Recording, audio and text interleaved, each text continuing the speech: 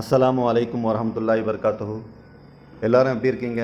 அல்ஹம்துலில்லாஹ், நான் இங்கே நல்லா இருக்கேன். உங்கள் எல்லாருக்காகவும் இந்த ரம்ஜான் மாதத்தில் நோன்பு வச்சு எல்லாருக்கும் துவா செய்த வண்ணமாக இருக்கேன். வாங்க இப்போ நம்ம வேர்ல்டு கரண்ட் அஃபேரை பற்றி பார்ப்போம். இன்று ஒரு முக்கியமான பெரிய தகவல் என்னன்னா, ஈரான் நாட்டு மீது தாக்குதல் செய்யவில்லை. ஏன்னா நிறைய பேர் என்ன சொன்னாங்கன்னா, ஈரான் நாட்டு மீது தாக்குதல் நடக்கும், ஏன்னா இந்த சனி ஞாயிற்றுக்கிழமையில் தாக்குதல் நடக்கும்னு சொன்னாங்க. ஆனால் தாக்குதல் யார் மேலே ஆயிடுச்சுன்னா, டொனால்ட் ட்ரம்ப்புக்கே தாக்குதல் ஆன மாதிரி ஆயிடுச்சு. அதிர்ச்சி தாக்குதல் ஆயிடுச்சு. அங்கே இருந்த அமெரிக்காவால் இந்த சுப்ரீம் கோர்ட்டில் அவருடைய டேரிஃபுடைய பிரச்சனை வந்ததுலேருந்து அவருக்கே தாக்குதல்னா மாதிரி ஆயிடுச்சு. அவருடைய சிந்தனை எல்லாம் போர் மீது இல்லை, ரொம்ப யோசித்து முடிவெடுப்பார். இல்லைனா இஸ்ராயல் அந்த போரில் தள்ளி விட்டா இல்லை நிர்பந்தம் பண்ணால் அதுக்காக தான் போர் செய்கிற நிலைமை மாறும் டொனால்ட் ட்ரம்ப்புக்கு. டொனால்ட் ட்ரம்ப் இந்த மாதிரி ஆகிட்டாருன்னா டிமாரலைசஸ் மாதிரி ஆகிட்டார். அவருக்கு என்ன பண்ணுறதுன்னு தெரியாத அளவுக்கு நிர்பந்தமாக நிற்கிறாரு. வேறு எந்த முடிவானா எடுக்க முடியும் அவரால். ஆனால் அவருக்கு இந்த போருக்கு போகிறதுக்கான முடிவு கொஞ்சம் தாமதப்படுத்துவார். இன்னொரு பெரிய டொனால்ட் ட்ரம்ப்புக்கு அதிர்ச்சி என்னன்னா, யூரோப்பில் யூகே அவருக்கு பயங்கரமான ஃபேவரான ஃப்ரெண்டாக இருந்தாங்க. யூகே என்ன சொன்னாலும் அவங்க பின்னாடியே வந்தவங்க. இந்த யூகேக்காரங்க என்ன சொல்லிட்டாங்கன்னா, அவருடைய ஏர்பேஸு நீங்கள் யூஸ் பண்ண முடியாதுன்ன மாதிரி ஆயிடுச்சு. இதுவே டொனால்ட் ட்ரம்ப்புக்கு இன்னொரு பெரிய அதிர்ச்சி. நீங்கள் ஈரான் மீது தாக்குதல் நடத்தினா எந்தவித ஆதாரமும் எந்தவித பிரச்சனையும் இல்லாமல் நீங்கள் தாக்குதல் பண்ணிங்க போய் பண்ணுங்கள், ஆனால் என்னுடைய ஏர்பேஸ் யூஸ் பண்ணாதீங்க. இதுக்கு முன்னாடி உங்களுக்கு ஈராக்கு, ஆப்கானிஸ்தானுக்கு எல்லா நேரத்துலையும் நாங்கள் உதவியாக இருந்தோம். இந்த வாட்டி நாங்கள் உங்களுக்கு உதவியாக இல்லை, உங்கள் இஷ்டம், நீங்கள் என்ன பண்ணுறீங்களோ பண்ணுங்கள், நாங்கள் ஈரானுக்கு எதிர்த்து நாங்கள் வரமாட்டோம். இந்த அதிர்ச்சியும் டொனால்ட் ட்ரம்ப்புக்கு பெரிய அதிர்ச்சியாக மாறிடுச்சு. இதுவும் டொனால்ட் ட்ரம்ப் யோசிக்கிற நிலைமையாக மண்டையில் வந்துருச்சு. இந்த முடிவு யூகே சாதாரணமாக எடுக்கலை. ஏன்னா யூரோப்புடைய எல்லோருடைய ஒற்றுமையான எடுத்த ஒரு பேக்கப்போட முடிவு தான் இவர் யூகே சொல்லியிருக்குது, நாங்கள் உங்களுக்கு உதவி பண்ண மாட்டோம். இது அமெரிக்க டொனால்ட் ட்ரம்ப்புக்கு யோசனையாக இருக்குது. இந்த மாதிரி யூகேவில் கொஞ்சம் அதிர்ச்சியாக வந்தது. ரெண்டாவது என்னென்னா, அவங்களுடைய அமெரிக்காவுடைய சுப்ரீம் கோர்ட்டு அந்த டாரிஃப் ஒரு பெரிய விஷயமாக வச்சுருந்தார். அதை வச்சு எல்லா நாட்டுகளை மிரட்டியிருந்தார். அந்த பிரச்சனையும் அவர் கைவிட்டு போகிற நிலைமை இருக்கிறனால அவர் பயங்கர டென்ஷனில் இருக்கிறாரு டொனால்ட் ட்ரம்ப்பு. அவர் பயங்கரமான ஆணவமாக இருந்தார் இந்த டேரிஃபை வச்சு. அந்த ஆணவம் அடங்கி போயிடுச்சு. அது நம்ம சர்வசாதாரணமாக சொல்கிறோம். ஆனால் அவருக்கு அந்த அளவுக்கு பயங்கர ஒரு அவமானம் இந்த டேரிஃப் விஷயத்தில் அவருக்கு வந்திருக்கிற முடிவு. இந்த டேரிஃபை வச்சுட்டு எல்லாரையும் மிரட்டிகிட்டு இருந்தார். கேளுங்க, என் பேச்சை கேளுங்க, இல்லைனா நீங்கள் என்னுடைய பேச்சு மாதிரி நீங்கள் கேட்கலன்னா உங்களுக்கு டேரிஃப் போட்டு விடுவோம், டேரிஃப் மேலே டேரிஃபு, எக்கனாமிக்கல் வாரன மாதிரி கொண்டு வந்தார். எல்லா ஊர்லேயும் அவர் பண்ண டேரிஃபில் எல்லாரும் அவங்க முன்னாடி அடங்கி நின்றாங்க. வேர்ல்டில் இருக்கிற எல்லா ஊர்களும். அதுவும் எப்படின்னா, ஈரமான பூனை மாதிரி பின்னாடி ஓடி போய் மறைஞ்சு போய் நின்றுருந்தாங்க. நீங்கள் எது சொன்னாங்களோ நாங்கள் செய்கிறோம் மாதிரி எல்லா நாடுகளும் சொல்லியிருந்தாங்க. அதில் யூரோப் கண்ட்ரி போனாங்க, யூகே கண்ட்ரி போனாங்க, இந்தியா போனாங்க, அப்புறமா ஜப்பான் போனாங்க, சவுத் கொரியா போனாங்க. இந்த மாதிரி ஏகப்பட்ட நாடுகள் டொனால்ட் ட்ரம்ப்புக்கு போனாங்க இந்த டேரிஃப் சம்மந்தமாக. பாகிஸ்தான், பங்களாதேஷ், இன்னும் சவுதி கண்ட்ரி, எல்லா நாடும் போனாங்க. அவங்க போய் அந்த எக்கனாமிக்கலுடைய டேரிஃபுக்கு சொல்லுங்கள், நீங்கள் இந்த மாதிரி டேரிஃப் மேலே டேரிஃப் போடாதீங்கன்னு கெஞ்சினாங்க டொனால்ட் ட்ரம்ப்புக்கிட்ட. யார் தில்லாக நின்றாங்கன்னா, சைனாக்காரங்க மட்டும்தான் நின்றாங்க. நீங்கள் என்ன டேரிஃப்னா போட்டிங்கன்னா நாங்களும் உங்கள் மீது டேரிஃப் போடுவோன்னு சொன்னாங்க. இப்போ பாருங்கள், அந்த நிலைமை இப்போது இந்த டேரிஃபோடைய சுப்ரீம் கோர்ட் கேஸ் அவருக்கு பயங்கர அவமானம் தானே. கோவத்தில் அவர் டென்ஷனாக என்ன பண்ணார்னா 15% எல்லா நாட்டுக்கும் போட்டார். ஆனால் அந்த 15% அவர் சொன்ன மாதிரி அவருக்கு ஒரு பவர் இல்லாத மாதிரி தான் ஆயிடுச்சு. பல்லு பிடுங்கின பாம்பு மாதிரி ஆகிட்டார். இந்தியாவுக்கு என்ன ஆயிடுச்சுன்னா, இந்தியா இப்போ இவ்வளோ நாள் உங்ககிட்ட டீல் போட்டதுனால அந்த டீல் எல்லாம் இனிமேல் கேன்சல் தான், டேரிஃப் சம்மந்தமானது. அதே மாதிரி ஜப்பான் சொல்லுவாங்க, நீங்கள் முதல்ல போட்டிங்களா அந்த டேரிஃபு, அது இல்லீகல்லாம் மாதிரி ஆயிடுச்சுன்னு சொல்லி ஜப்பானும் கேன்சல் பண்ணுவாங்க. இப்போ ஒவ்வொரு நாடும் அவர் போட்ட டேரிஃபை கேன்சல் பண்ணுவாங்க. சவுத் கொரியாவும் சொல்கிறாங்க திருப்பி நெகோசியேஷன் நீங்கள் பண்ணணும்னு. பிரேசிலோடைய டிசல்வாவும் இப்போ போக வேண்டியதாக இருக்காரு, இந்த அக்ரிமெண்ட் போட்ட டேரிஃப் அக்ரிமெண்ட் கேன்சல் பண்ண. இப்போ புதிய தகவல் என்னன்னா, யுனைடெட் கிங்டம் அவருக்கு சப்போர்ட் பண்ணாதனால யூரோப் கண்ட்ரி மீது அவர் டென்ஷன் பண்ண ஆரம்பிச்சிட்டாரு. அது என்ன டென்ஷன்னா, இனிமேல் கிரீன்லாண்டு நான் பிடிக்க போகிறேன், கிரீன்லாண்டில் நான் ஒரு விஷயத்தை செய்ய போகிறேன். அவர் கிரீன்லாண்டில் ஒரு போர்டு ஹாஸ்பிட்டல் அனுப்ப போகிறேன்னு சொல்கிறாரு. அது போர்டு ஹாஸ்பிட்டல் மக்களுக்கு சரியான ட்ரீட்மெண்ட்டு விஷயங்கள் சரியாக நடக்கவில்லை. அதனால் நான் ஒரு போர்டு ஹாஸ்பிட்டல் அங்கே நிறுவ போகிறேன். அதனால் யூரோப்காரங்க ரொம்ப டென்ஷன் ஆகிட்டாங்க. கிரீன்லாண்டில் இதெல்லாம் நீங்கள் செய்ய வேண்டாம்னு சொல்கிறாங்க. நீங்கள் இந்த ஹாஸ்பிட்டல் பண்ண வேண்டான்றாங்க டொனால்ட் ட்ரம்ப்புக்கு. அதில் டென்மார்க் பிரைம் மினிஸ்டர் என்ன சொல்கிறாங்கன்னா, எங்கள் ஊரில் ஏகப்பட்ட ஹாஸ்பிட்டல் இருக்குது, ஏகப்பட்ட ஃபெசிலிட்டி இருக்குது, நீங்கள் உங்கள் வேலையை பாருங்கள், நாங்கள் அதை பார்த்துக்குறோம், நீங்கள் தேவையில்லாமல் அங்கே ஹாஸ்பிட்டல் திறக்காதீங்கன்றாங்க. அதில் அவங்க என்ன சொல்கிறாங்கன்னா, அமெரிக்காவுடைய ஹெல்த் சிஸ்டம் சரியில்லை, ஒவ்வொரு பிரச்சனையும் 6 மாதம் அதை ரிசர்ச் பண்ணி பண்ணுறாங்க, நாங்கள் செம்ம டெவலப்மெண்ட்டில் இருக்கிறோம் டென்மார்க் சொல்கிறாங்க. அவர் இதனால் யூரோப்காரங்களுக்கு டென்ஷன் கொடுக்குறாரு. ஏன்னா நீங்கள் ஈரான் சம்மந்தமான போருக்கு எங்கள் கூட சப்போர்ட் வரல, அதனால நான் கிரீன்லாண்டை பிடிக்கிறேன்ன மாதிரி வேறு வழி காட்டுறாரா யூரோப்காரங்களுக்கு. டொனால்ட் ட்ரம்ப்புக்கு இதனால் அவமானமாக பெரிய விஷயமா ஆகுமே தவிர அவர் திரும்பவும் ஈரான் பக்கமே போக மாட்டார். ஏன்னா போர் செய்கிறதுக்கான ஒரு மனநிலை சூழ்நிலை மாறி இருக்கு. ஆனால் டொனால்ட் ட்ரம்ப் ஒரு மூளை இல்லாத பைத்தியக்கார மனுஷன். ஏன்னா அவருடைய மூளையே இல்லை. எனக்கு தெரிஞ்சு அவருக்கு ட்ரீட்மெண்ட் பண்ணணும். ஏன்னா அவருடைய டிசிஷன் எதுவுமே சரியான டிசிஷன் இல்லை. மனநிலை ஹாஸ்பிட்டலில் கொண்டு போய் ட்ரீட்மெண்ட் பண்ணணும். ப்ராப்பராக ஒரு 3 மாதம் 4 மாதம் அவருக்கு ரெஸ்ட்டு கொடுக்கணும். அப்போ தான் அவருடைய மனநிலை மாறும். ஒரு நல்ல நியூஸ் வந்திருக்குது ஓமானில் இருந்து. அல் பத்ரு ஷஹீதின்னு சொல்லியிருக்கிற ஒரு சதர். என்ன நடக்குதுன்னா, அமெரிக்காவுக்கும் ஈரானுக்கும் ஒரு பெரிய பேச்சுவார்த்தை நடக்க போகுது. அது எங்கன்னா ஜெனிவாவில். 2வது பேச்சுவார்த்தையில் சரியான பேச்சுவார்த்தை நடத்தவே இல்லை. 8-10 மணி நேரம் நடக்கிற பேச்சுவார்த்தையை 2-3 மணி நேரத்தில் முடித்தாங்க. அதுவும் என்ன சொன்னாங்கன்னா, நீங்கள் எழுதி கொண்டு வந்து கொடுங்க, என்னென்ன பிரச்சனை இருக்குதோ ஈரான் சம்மந்தமாக இந்த எழுதி கொடுங்கன்னாங்க. இப்போ அந்த பிரச்சனை இப்போ வேறு மாதிரி ஆகிருக்கு. ஏன் அந்த மாதிரி அமெரிக்கா செய்தாங்கன்னா, அவங்களுக்கு வந்து போர் செய்கிறது தான் பெரிய எண்ணமாக இருந்துச்சு. அது யூகே பேக் ஃபயர் வாங்கினதுலேருந்து அவங்களுக்கு போர் செய்ய முடியாத சூழல் மாறிச்சு. அதுவும் இல்லாமல் அந்த கேஸ் வேறு வந்ததுனால அவருக்கு பேக் ஃபயர் ஆயிடுச்சு. இப்போ வந்து பேச்சுவார்த்தைக்காக இப்போது அவங்க போவாங்க. இப்போ 3வது பேச்சுவார்த்தைக்காக ஈரானும் அமெரிக்காவும் செய்வாங்க. அதனால் ஈரானுக்கு இப்போ கான்ஃபிடென்ஸ் வந்துச்சு. ஏன்னா நேற்று வந்து அப்பாசி அராச்சி நேற்று ஒரு மீட்டிங்கில் பேசும்போது என்ன சொல்கிறாங்கன்னா, பயங்கர கான்ஃபிடென்ட்டாக போல்டாக பேசுகிறாரு. அதில் என்ன பண்ணாங்கன்னா, மீட்டிங் முடிஞ்சு ஒரு இன்டர்வியூ எடுத்தாங்க. உங்ககிட்ட வந்து சரியான டிஃபென்ஸ் சிஸ்டம் இல்லை, உங்களுக்கு அது இல்லை இது இல்லைன்ன மாதிரி அப்பாசி அராச்சி சார் வந்து ஒரு பரட்டுற மாதிரி கேள்வி கேட்டாங்க. அப்போது எங்ககிட்ட டிஃபென்ஸ் சிஸ்டம் இல்லை, சரியா இல்லை தான். அப்போ இஸ்ரேல்கிட்ட எந்த டிஃபென்ஸ் சிஸ்டம் ஒரு ஸ்ட்ராங்காக இருக்குது? ஒரு நெக்கலான பேச்சு ஒன்று பேசினார். 12 நாள் போரில் நாங்கள் இஸ்ராயலில் எங்கே நினச்சோமோ அங்கே மிசைல் அனுப்பணும். இதில் ஏகப்பட்ட டேமேஜ் ஆயிடுச்சு. இஸ்ராயலு போர் நடந்த 6 மாதம் ஆயிடுச்சு. இப்போ நாங்கள் திருப்பி அடித்தா எந்த ஒரு பாதுகாப்பு பண்ணியிருப்பாங்க இஸ்ராயலு? அந்த மாதிரி ஒரு பேச்சு பேசினார். யாருக்கும் இங்கே சேஃப் இல்லை. அமெரிக்கா இஸ்ரேலை காப்பாற்றுறதுக்கு எத்தனை பேஸ் வச்சுருந்தாங்க, அத்தனை பேஸையும் தாண்டி அடிச்சுமா இல்லையா? அப்போ யாருக்கும் எந்த பாதுகாப்பு இல்லைன்னாரு. 12 நாள் போரில் ஒரு பேச்சுவார்த்தைக்கு தான், ஒரு சாம்பிளுக்கு தான் பண்ணோம் கத்தரில் போர். இந்த வாட்டி பண்ணோம்னா கத்தரை வேறு வழி பண்ணுவோம். அமெரிக்காவோட பேஸ் இருக்கிற கத்தரை காலி பண்ணுவோம். இப்போவே இந்த மாதிரி போல்டாக இருக்கிறவங்க ஜூன்லேருந்து இன்னும் ஸ்ட்ராங்காகிடுவாங்க. ஏன்னா ரஷ்யாவும் சைனாவும் அவங்களுக்கு ஏகப்பட்ட டெக்னாலஜி சப்போர்ட்ஸு, ஏகப்பட்ட விஷயங்கள் அவங்களுக்கு ஈரானுக்கு தராங்க. அவங்களுக்கு ஏகப்பட்ட இராணுவ தளவாடங்கள் கொடுக்க போகிறாங்க. பயங்கரமான டெக்னாலஜியால் மிசைல் எல்லாம் அவங்களுக்கு இனிமேல் கிடைக்க போகுது. அப்போ அவங்க எந்த அளவுக்கு ஸ்ட்ராங் ஆவாங்க பாருங்கள் இப்போ ஈரான்காரங்க. இப்போது இதனால் அமெரிக்கா தன்னுடைய சாஃப்ட் கார்னர் காட்டுற நிலைமை ஆகிப்போச்சு. இப்போ பாருங்கள், அந்த ஜெனிவாவில் வந்து இப்போ மீட்டிங் நடக்க போகுது இந்த வரக்கூடிய வியாழக்கிழமை. அதில் இப்போ அவங்க வந்து சாஃப்டாக பேசி ஆகணும். அவங்க நிலைமை வேறு மாதிரி மாறி இருக்குது அமெரிக்காவுக்கு.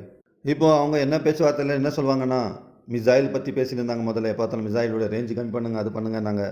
இப்போ வந்து அந்த பேச்சுவார்த்தையில் இப்போ டைரெக்டாக நியூக்ளியர் பற்றி முதல்ல பேசியிருந்தாங்களே, நியூக்ளியர் சம்மந்தமான விஷயங்களை பேசுங்கன்னுவாங்க. இது முதல்லேருந்து அவங்களுக்கு இந்த பேச்சுவார்த்தை நியூக்ளியர் பற்றி நாங்கள் பேசுவோம் வாங்க. நியூக்ளியர் 0 இன்வெஸ்ட்மெண்ட் பண்ண சொல்கிறீங்க. நியூக்ளியர் தான் நமக்கு தேவை தானே? ஏன்னா எங்களுக்கு தேவையான எலக்ட்ரிசிட்டி உருவாக்க நியூக்ளியர் தேவை தானே? இதில் வந்து கேன்சருக்கான பேஷண்ட்டுக்கு தேவைப்படுது நியூக்ளியர் சம்மந்தம். எப்படி நம்ம 0ல் வந்து நிற்க முடியும் நியூக்ளியர் ஃபெசிலிட்டியில்? அப்போ அந்த பேஷண்ட்டுங்களுக்கு என்ன பண்ணுது? அதுவும் இல்லாமல் எங்களுக்கு தேவையான விஷயங்கள் செய்யும்போது எங்களுக்கு தேவைப்படும் நியூக்ளியர். ஆனால் அமெரிக்கா என்ன சொல்கிறாங்கன்னா, அந்த இடத்துல நீங்கள் ப்ரொடக்ஷன் பண்ணது நிப்பாட்டி வேறு இடத்துலேருந்து வாங்குங்க நீங்கள். அதுக்கு இப்போ ஈரான் சொல்கிறாங்க முடியாது. இது வந்து எங்களுடைய நேஷ்னல் ப்ரைடு, அது நாங்கள் அது செய்வோம். ஆனால் இந்த டெக்னாலஜிஸ் பண்ணுறதுக்கு எங்களுடைய சயின்டிஸ்ட் இரவு பகல் பார்க்காம தங்களுடைய உயிரை கொடுத்து இந்த டெக்னாலஜியை ரெடி பண்ணி வச்சுருக்கிறாங்க ஈரானில். இதை நாங்கள் சர்வசாதாரணமாக விட்டுட மாட்டோம். இது எங்களுக்கு முக்கியமாக இருந்தது. நாங்கள் இதை பிடிச்சி வைப்போம். இதுக்கான விஷயங்களை நாங்கள் செய்வோம். அடுத்த கட்டத்தை முடிவுக்கு நாங்கள் போவோம். இதில் 2% 3% ஏதாவது இங்கே இருக்கும். ஆனால் இது நாங்கள் வெளியிலேருந்து வாங்க மாட்டோம். இன்ன வரைக்கும் நாங்கள் 60% போயிருக்கிறோம். இந்த 60%த்தில் நீங்கள் குறைங்க 40%, 20%, 30%, 10%, அதுக்கும் கீழெல்லாம் போக முடியாது. அது நீங்கள் முழுமையாக முடிச்சிடணும்னு நினைக்கிறீங்க, அது குறைச்சிருங்கன்னு சொல்கிறீங்க. அது முடியாது. ஏன்னா இது நேஷ்னல் ப்ரைட் ஆயிடுச்சு, எங்களுக்கு முக்கியம் வாய்ந்தது இது. இப்போ ஈரானில் ஏகப்பட்ட கிணறு இருக்குது, ஏகப்பட்ட விஷயங்கள், ஏகப்பட்ட உள்ள மினரல்ஸ் இருக்குது.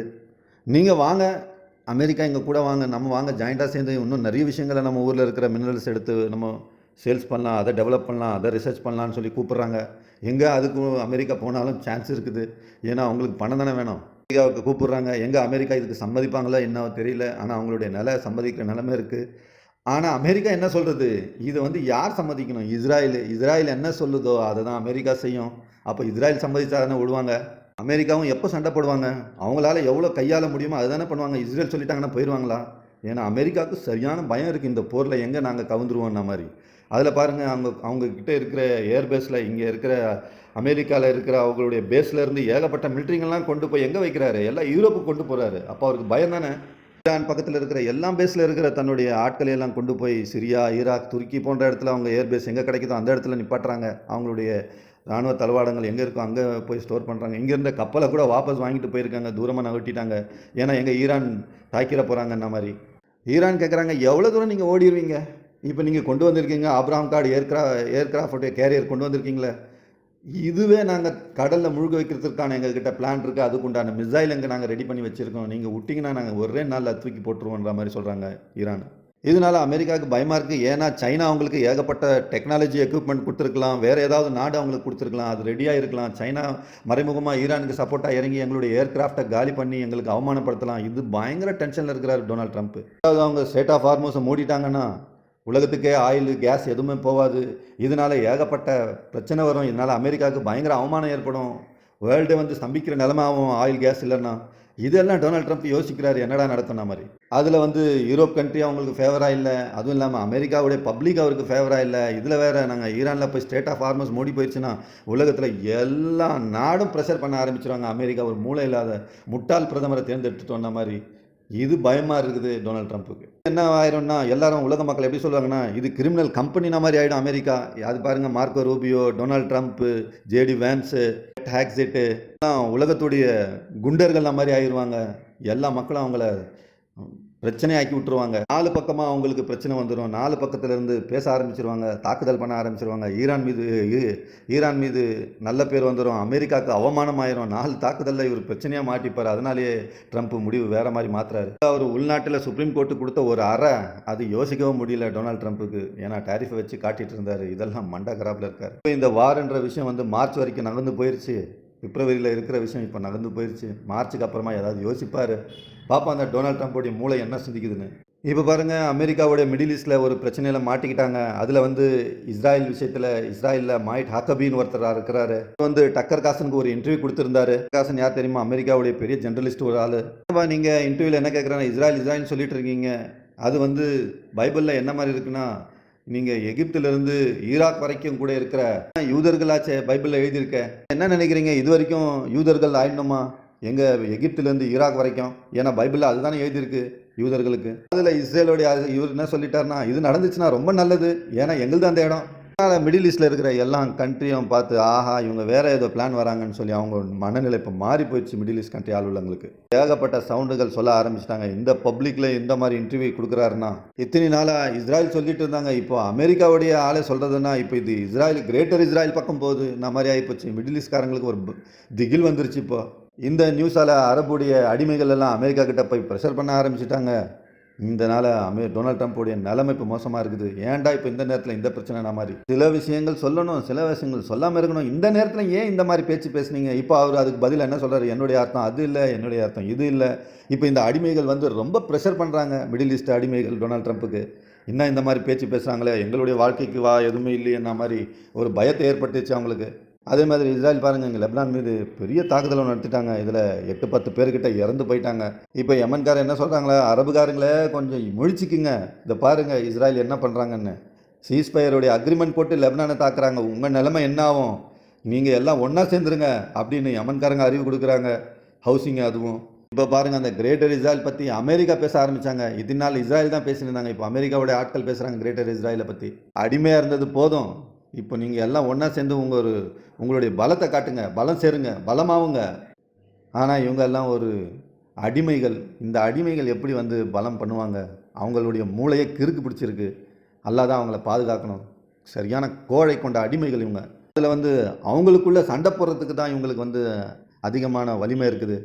இதே நீங்கள் பாகிஸ்தான் பாருங்கள், ஆப்கானிஸ்தான் மீது தாக்குதல் பண்ணுறதுக்கு வேறு அளவுக்கு போர் செய்ய இறங்கிட்டாங்க. அதுவும் முஸ்லீம் எல்லாம் ரம்ஜானில் நோன்பு வச்சுருக்கும் போது நோன்பு மாதத்தில் போய் ஆப்கானிஸ்தான் மீது தாக்குதல் பண்ணியிருக்காங்க. இங்கே சரியான கோழைங்க.